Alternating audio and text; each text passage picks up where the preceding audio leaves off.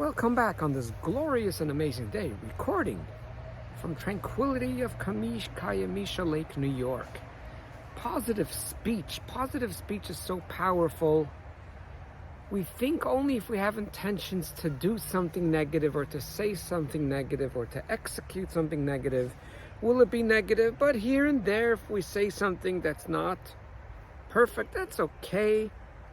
That's not the end of the world. And the fact is, our speech has a very deep effect on the amygdala, which in reality, depending on what research, anywhere between 90, 85, 99% amygdala actually controls our actions.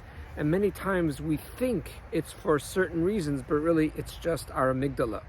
When we speak in a positive manner, it has a very, very deep effect on our neural pathways of how we will look at things eventually, how we will see things. The more we use the path of positivity, the more we will end up being on the path of positivity when it comes to interpret stuff or to view the world. The world has so much challenges and perhaps even some negativity, but we don't have control over that part, but we do have control over our language. So far, I collected about 7, 8 little aspects, ideas. I'll share with you only one for this week. And that's something I only heard in the last 10, 15 years. I've never heard it in my life till recently, and that is, my bad. When someone makes a mistake, oh no, that was my bad.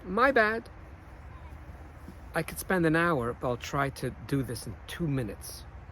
It's going to be difficult. A mistake is not bad. A mistake is something that needs to be acknowledged. And when it's acknowledged, we could then go to step number 2, is to see why it happened.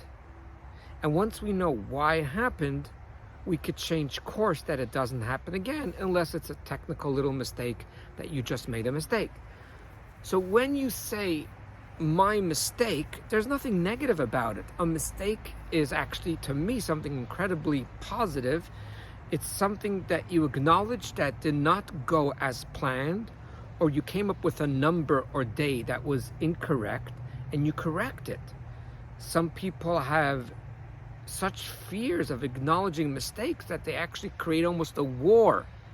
So when you look at someone in their eyes, or when you text or email someone, you say, that was my mistake. I made a mistake with a number. I made a mistake with a birthday. I made a mistake with a technique. Regardless, we need to learn of how to, in the future, if it's possible, these mistakes should not happen. The moment I say my bad, I know this might sound silly, but not to the amygdala. Once you say my bad, you're basically introducing a language and identifying a mistake as something bad. And why go down that route of bad? There's nothing bad about making a mistake. And therefore, as I said, I have no clue where it started from, and I didn't do research, and I don't plan to do research because it doesn't matter. Where it started, where it originated, oh, I made a mistake. Oh, my mistake. There's nothing bad. And as I'm ready to wrap up, I just thought of something. If your children hear you say, forget about yourself, but if your children or people look up to you, hear you say, my bad, they will translate mistakes as something bad. So they will try to avoid it. We spoke about in the past other reasons why adults avoid acknowledging mistakes, because they were deeply punished about it. They were mocked. They were really hurt, instead of teaching us as children how to deal with mistakes. But that's a separate thing. We definitely don't want to be around children and say my bad, because then they'll go, oh, mistake is bad. I don't want to be bad. All children want to be good. Thanks for listening. If you haven't subscribed, please do so. If you liked it, press the like button. Thank you so much.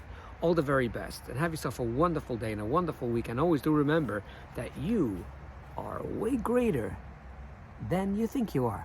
Thanks.